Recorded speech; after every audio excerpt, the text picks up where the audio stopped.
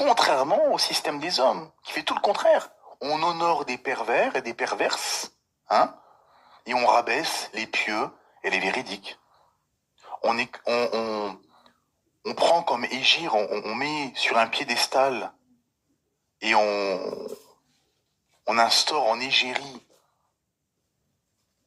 une personne qui se promène toute nue, qui se voit refuser un accès dans un transport en commun parce qu'elle est habillée de façon perverse et indécente, et on criminalise et on rabaisse des femmes vertueuses qui se soumettent à leur créateur, qui mettent le hijab, qui se voilent et qui montrent leur atour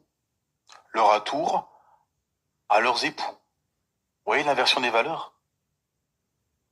C'est ça la réalité. C'est qu'en fait c'est l'inversion totale des valeurs.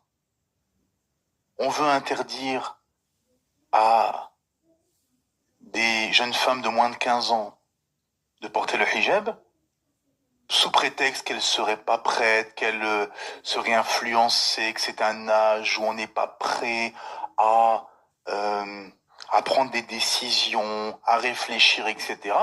Par contre, pour changer de sexe, il n'y a pas de problème. Là, c'est l'autoroute. Allez-y. On vous finance, on va vous aider très bien. Hein. La fille, elle a 13-14 ans, elle sait très bien ce qu'elle veut. Elle n'a pas été endoctrinée par le système, non, pas du tout. Hein.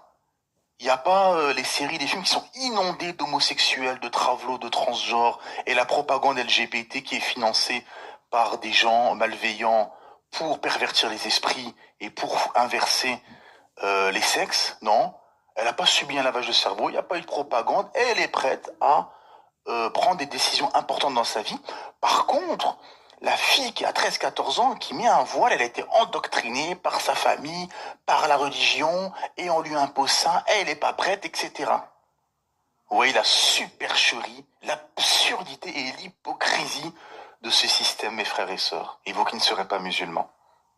La réalité, mes frères et sœurs, c'est qu'en fait, on a affaire à des libertins décadents, pervers, corrompus, matérialistes, qui veulent que ce bas monde, ce sont des adorateurs du veau d'or, des enfants de Pharaon et des Qurayshites et de Sodome et Gomorre, qui préparent le terrain pour l'avènement de Masih ad-Dajjal. Et les masses, pour beaucoup, seront des proies malheureusement de Masih ad-Dajjal. Les gens suivent aveuglément le système. Les gens ne réfléchissent pas, ou très peu.